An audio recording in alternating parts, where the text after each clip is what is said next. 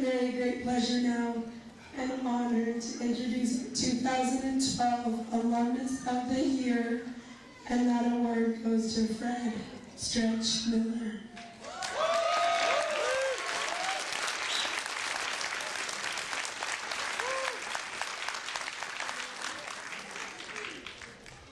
Fred Stretch Piper Miller is the son of Doreen Natak Simmons and Dennis Silvessi. He is the eldest and last surviving member of Doreen's children. His siblings were his late brother Dino Miller and Cheryl Natak Silvessi. His adopted brother is Joseph Eli Simmons, and his stepbrothers are Keith, Michael, and Dennis Denden Silvessi. He is the grandson of the late Samuel Simmons and Hester Simmons. His wife is Lily K. Miller, and his son is Dakota C. Miller. Children not attending are Ann Miller and Jeremy Miller. Fred was accepted into the business management program at Ilisagvik College in the fall of 2003 and graduated in the spring of 2007.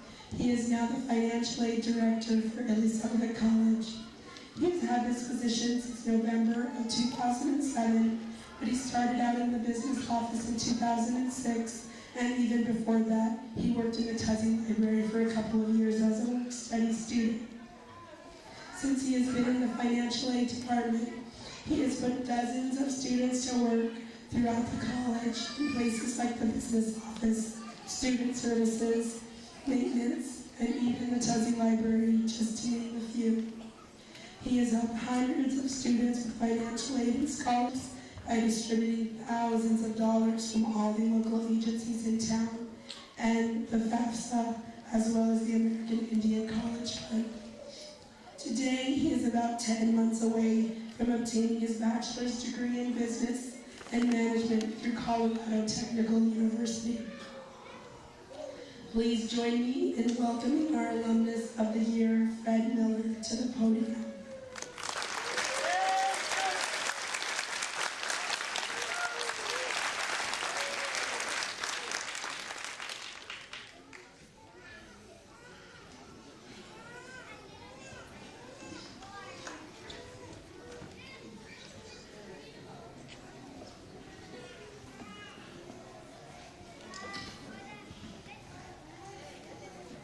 Good evening.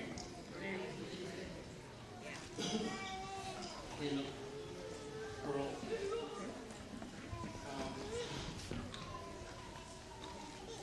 I would like to thank Ilisagvik College for giving me this honor of being the alumni speaker. I would also like to congratulate all of the Ilisagvik graduates, including GED graduates. For you GED graduates, my office is located right across the hall from Ann Cahoon. Please see me on Monday morning, and I can help you with some comments later if you can take that next step.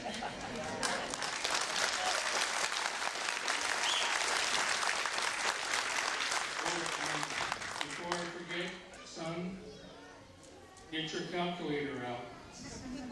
Pam said she would give me $5 every time I say her name.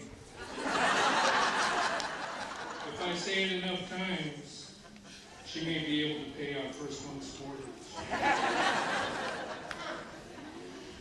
When I Googled alumni or alumnus online, I clicked on the Merriam-Webster website for the definition, and it gave me 1, a person who has attended or has graduated from a particular school, college, or university.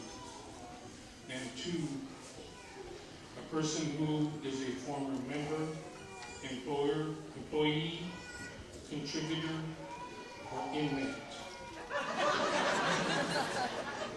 After reading that, I did not want to look any further about alumni or alumni speakers. So I told myself, I think I'll just try this on my own. I wanted to call this When We Change. So, how do you know? When is a good time to change? I've known a lot of people who expect change to happen, but don't do anything about it, including me. They just keep waiting for it to happen, thinking it'll happen soon. My day will come. Here are some significant dates or days for me that I want to tell you about that helped me change to the person you see before you. The first, I have told many of you of my misfortunes when I was living on the streets of Las Vegas. The first day is unknown. It is probably the second or third week in April of 2002. I saw a woman in a casino on Fremont Street in Las Vegas. It wasn't one of those downtown casinos like Lady Luck or the Four Queens or even Fremont Hotel and Casino. It is a casino that is a few blocks away and is still on Fremont Street. It is called Western Casino.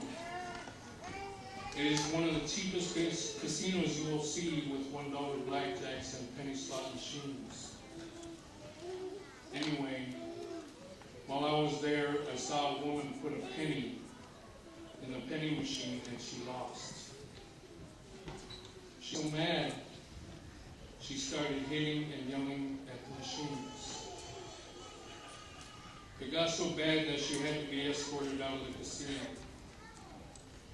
I started thinking to myself, am I going down this road too? With the few dollars that I had left, I had walked out.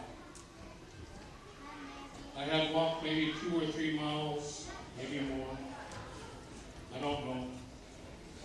I stopped at a 7-Eleven store and walked to the payphone. I called the one person that I think everyone calls when they have hit bottom. I called Mom. When she answered,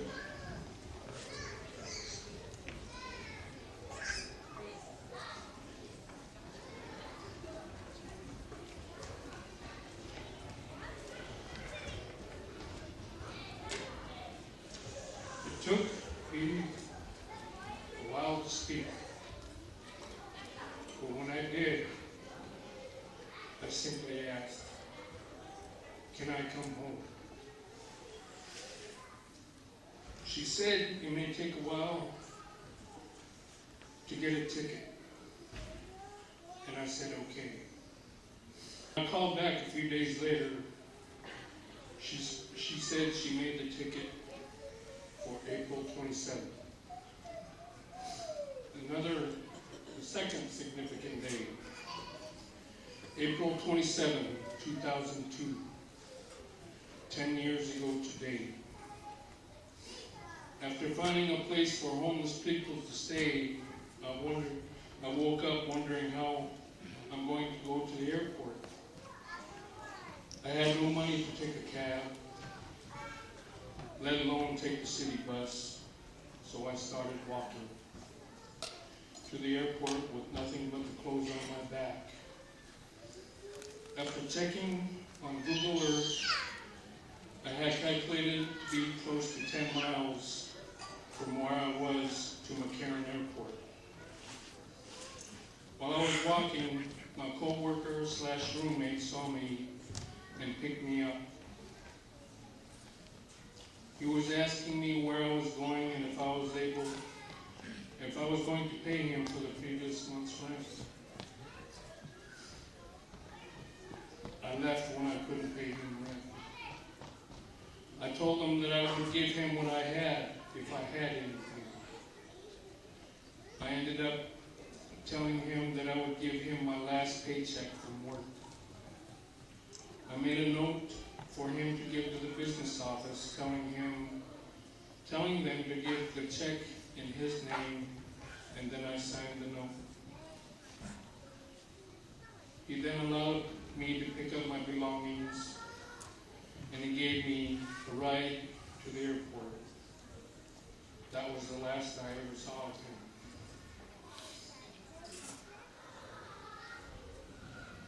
third significant date, April 28, 2002. This is the date that I came back to Barrow. It is also my brother's Eli's birthday. This day we had two parties. A birthday party for Eli and a welcome home party for me. My sis always knew how to throw a party, didn't she, Dad? The first person from Barrow that I saw wasn't actually in Barrow. I saw him when I was stopped in Anchorage and on my way to Barrow. At the time, I had forgotten his name. He looked at me and just said, "Stretch."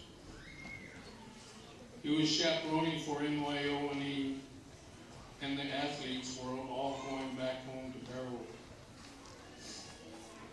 The fourth significant date, May 3, 2003. This was the day that I had my last alcohol drink.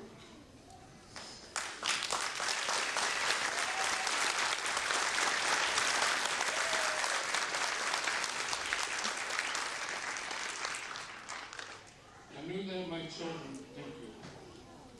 knew that my children from a previous marriage were going to visit me during the summer, so I thought I'd better stop and try and get my head straight. Between April 28, 2002 and May 3, 2003, my younger brother Dino kept on pestering me to take some classes here at Ilisagvik College. I always had some excuse not to go. I always thought they were going to take me back to high school or worse, elementary. When in actuality, I was just afraid of failure. One night I helped him with his homework while listening to Metallica, of course, and said to myself, I can do this type of homework. Soon, I had made a call to the financial aid office and asked if I can get help filling out papers for college. The fifth significant date, July 24, 2003. This is the day that I signed up for college, or I like to call it the day that common sense finally came knocking on my door. The financial aid officer, Jamie Davis, agreed to meet me at Tuzy Library. I was nervous, timid, and even scared. What if they don't accept me? Will this work? So many thoughts going through my head, and to this date, not one of them ever came true. I found out that it is okay to have these thoughts and feelings. Millions of people have them. I would also like to add that the following month in August is when I had my first date with a fellow graduate sitting right over there. I see you right there.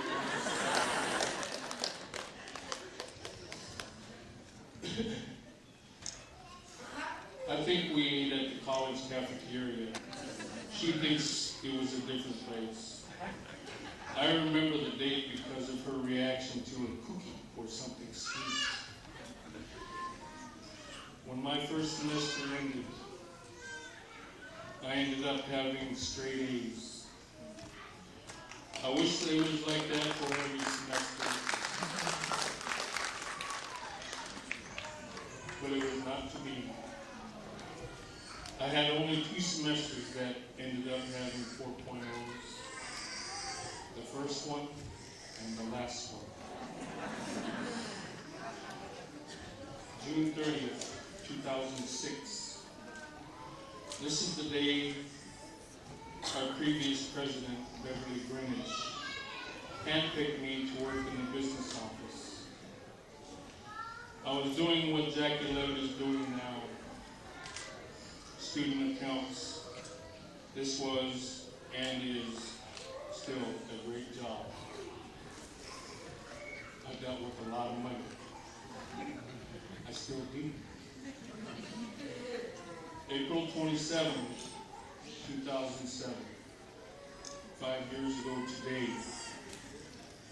this is the day that I had graduated from Ilisagvik College.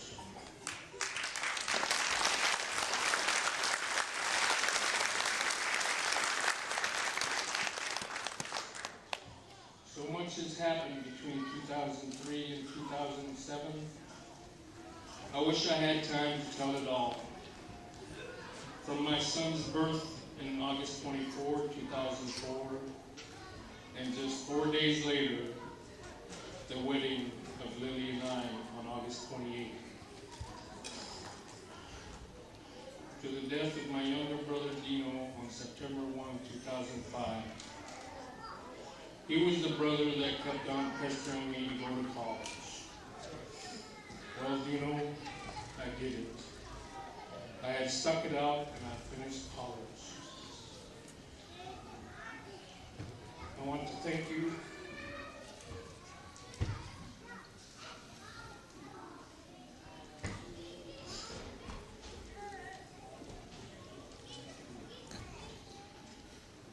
from the bottom of my heart. I wish you were here to see this, just so I could start pestering you. Well, you left us with 3 sons. You can bet that Uncle Fred will be pestering them to go to college.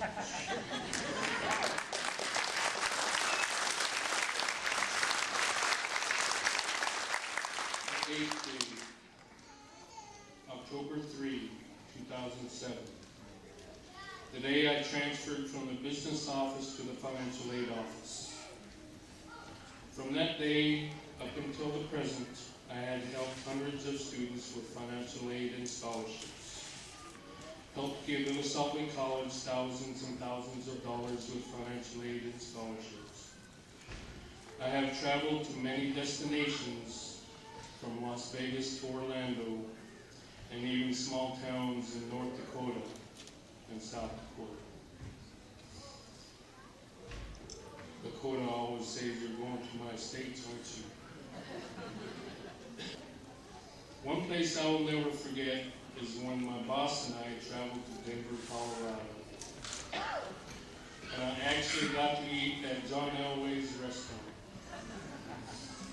Every time the door opened, I thought he was going to walk through.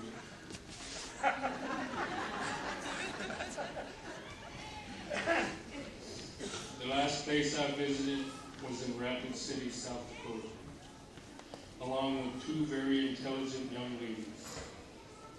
There we saw some great monuments like Mount Rushmore and Crazy Horse. We also saw some Badlands and even Powwow. We saw some Indian drummers who call themselves Bad Nation. They have one big drum, and they are sitting around it drumming and singing Indian songs. If you hear them drumming, you would think that it was hypnotic. Because the first thing your body does is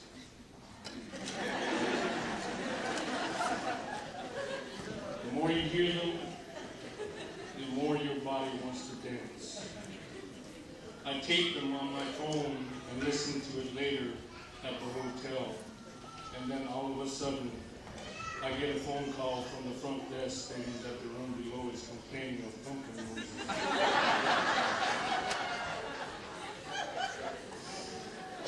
The 9th significant date, April 3, 2012. The day my wife and I signed papers to buy a home. In 10 years' time, I went from a homeless man walking the streets of Vegas to a college graduate, and now a homeowner.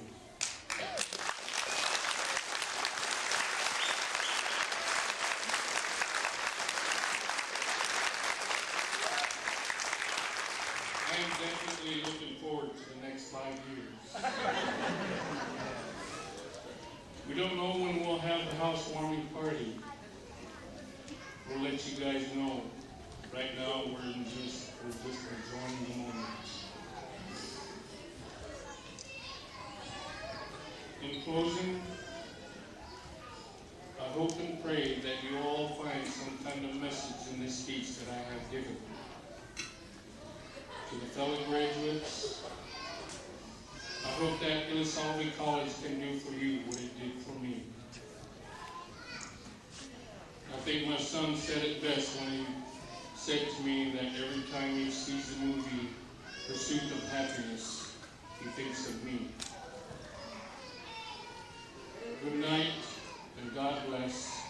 Congratulations again to all you graduates. Thank you.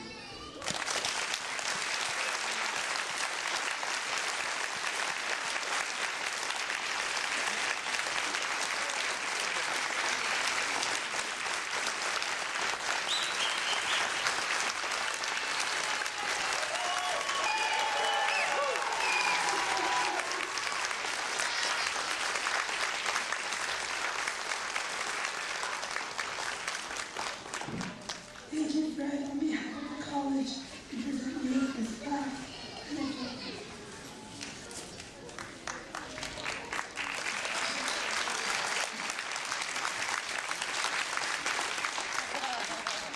So incredibly inspiring. And if you need to find money for college, he is the man to see. Before we end tonight's ceremony,